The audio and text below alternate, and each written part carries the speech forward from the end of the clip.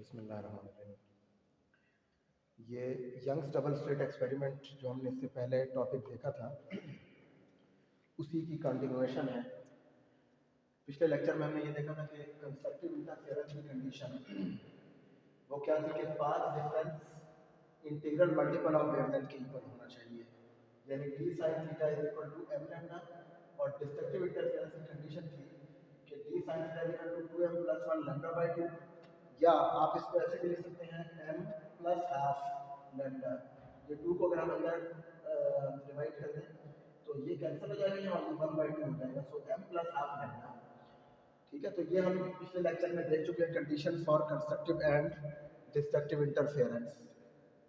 अब नेक्स्ट हमने ये देखना है यहाँ पे कि पी पॉइंट पे अगर ब्राइट फ्रिंज बन रहा है या डार्क फ्रिंज बन रहा है तो उसकी सेंट्रल ब्राइट फ्रिंज से क्या डिस्टेंस होगा। ठीक है, what will the distance of mth order bright fringe और dark fringe from the central bright fringe. इसको हम कहते हैं position of the bright fringe, position of mth order bright fringe, या position of mth order dark fringe.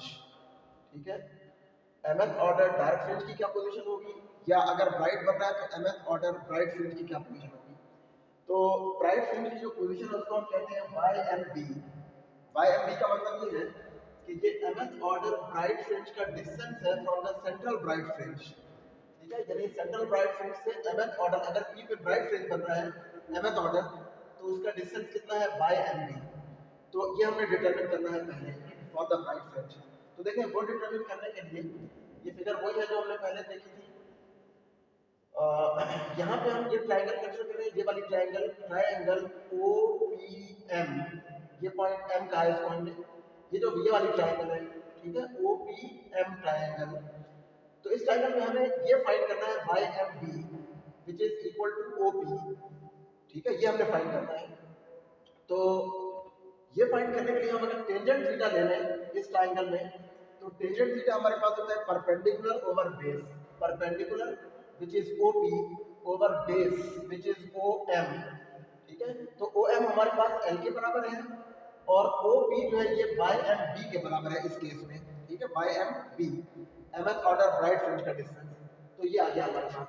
Now क्योंकि bright fringe बन रहा है, ब्राइट फ्रिंज की कंडीशन इक्वेशन 1 से हमारे पास आ रही है, तो वहां से अगर हम sin थीटा फाइंड कर ले इक्वेशन 1 से, तो ये आ जाएगा m लैम्डा ओवर d। ठीक है, अच्छा नाउ ये क्योंकि ये स्लिट्स बहुत क्लोज होती है और ये स्लिट का डिस्टेंस उसके मुकाबले में काफी ज्यादा, तो एंगल थीटा जो है that is a very small angle.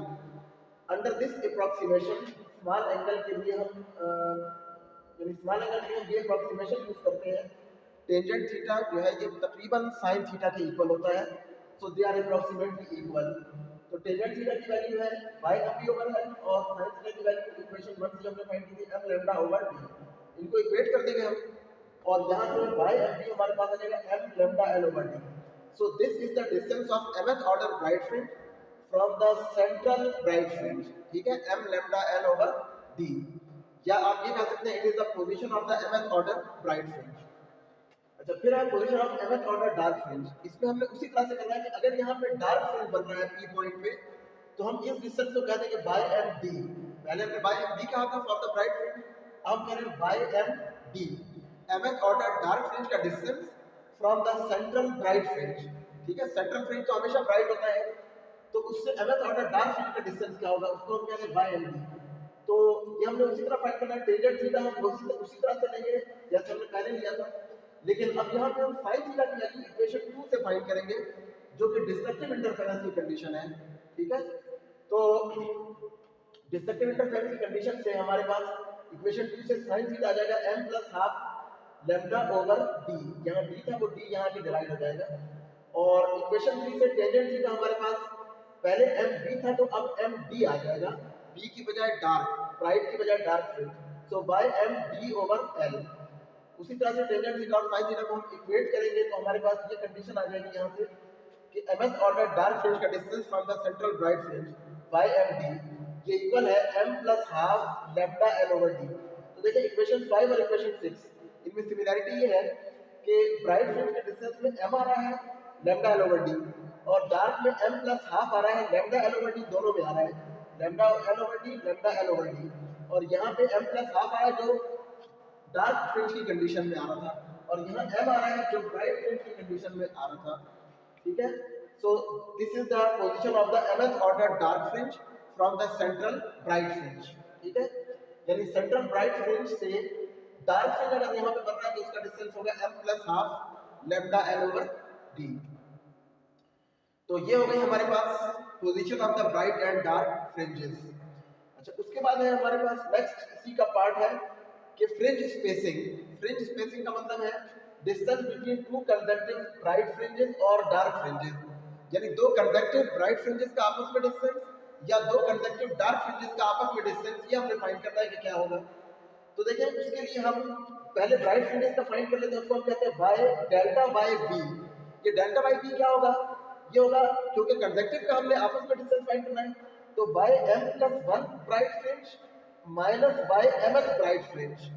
ठीक है, ये m प्लस 1 ब्राइट फ्रिंज है और उसमें से हम mth ब्राइट फ्रिंज का डिस्टेंस माइनस कर रहे हैं, so by m plus 1 b minus by m b।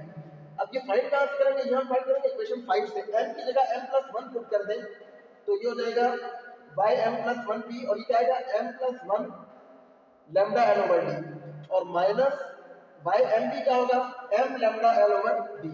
इसमें से lambda l over d common ले लें, ये तो अंदर बच जाएगा m प्लस 1 माइनस m, यहाँ पे माइनस m, तो ये m माइनस और प्लस कैंसिल हो जाएंगे, हमारे पास बन जाएगा lambda l over d। So by delta by b, यानी कि दो कंसेक्टिव ब्राइट फ्रिंजेस का आपस में डिस्टेंस वो कितना आ रहा है, लैम्डा l ओवर d। यहाँ पे l ये डिस्टेंस है और d दोनों स्लिट्स का आपस में डिस्टेंस है, और लैम्डा वेवलेंथ है लाइट की। ठीक है, सो दो कंसेक्टिव ब्राइट फ्रिंजेस का डिस्टेंस आ रहा है लैम्डा l ओवर d, इसको हम फ्रिंज स्पेसिंग भी कहते हैं। अच्छा, इसी तरह से दो कंसेक्टिव डार्क फ्रिंजेस का डिस्टेंस, उसको हम लिख रहे हैं डेल्टा बाय d। ठीक है, ये था delta by b, this is delta by d। ये क्या होगा by m plus 1d minus by md। ठीक है, ये दो कंसेक्टिव डार्क फ्रिंजेस की हमने डिस्टेंसेस को माइनस कर दिया है। ठीक है, कंसेक्टिव डार्क फ्रिंजेस का डिस्टेंस फाइंड करने के लिए हमने इन दोनों डिस्टेंसेस को माइनस किया है।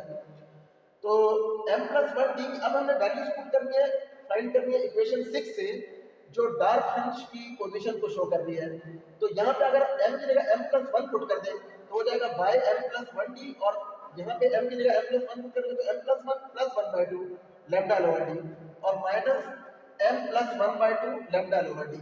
ठीक है, उसी तरह lambda l over d common ले लें तो अंदर बचेगा m plus 1 plus 1 by 2 minus m, और ये माइनस यहाँ आ जाएगा माइनस 1 बाय 2। तो देखिए, ये plus 1 by 2 minus 1 by 2 minus m plus m, ये कैंसिल हो जाएंगे चारों टर्म्स, तो बाकी 1 बच जाएगा। सो यानी हमारे पास आ जाएगा लैम्डा l ओवर d। तो देखिए, डेल्टा बाय d और डेल्टा बाय d ये दोनों इक्वल आए हैं, lambda l over d and lambda l over d। ये तो इक्वेशन ये शो कर रही है कि ये जो फ्रिंज स्पेसिंग है ये इक्वल है, चाहे वो ब्राइट फ्रिंजेस के लिए हम ले या डार्क फ्रिंजेस के लिए। So we can conclude that bright and dark fringes are equally spaced and these are of equal width। ठीक है, इनकी width भी equal है और ये equally spaced है। तो इसका मतलब ये है कि एक सिमेट्रिक पैटर्न हमारे पास बन रहा है, सेंटर में ब्राइट फ्रिंज है m इज इक्वल टू 0 के लिए, फिर उसके दोनों तरफ डार्क फ्रिंज इक्वली स्पेस्ड, फिर ब्राइट फ्रिंज, फिर डार्क फ्रिंज, फिर ब्राइट फिर डार्क एंड सो ऑन। लेकिन ये इक्वली इनकी विड्थ इक्वल होगी ब्राइट और डार्क फ्रिंजेस की, यानी ये इक्वली स्पेस्ड है bright fringes and dark fringes. तो ये हमने यहाँ पर शो किया है कि दो कंसेक्टिव ब्राइट फ्रिंजेस का डिस्टेंस और दो कंसेक्टिव डार्क फ्रिंजेस का डिस्टेंस इक्वल है, और वो कितना है, वो है लैम्डा l ओवर d। और ये हमने पोजीशन फाइंड की है mth ऑर्डर ब्राइट फ्रिंज की m lambda l over d, और mth ऑर्डर डार्क फ्रिंज की m plus half lambda l over d।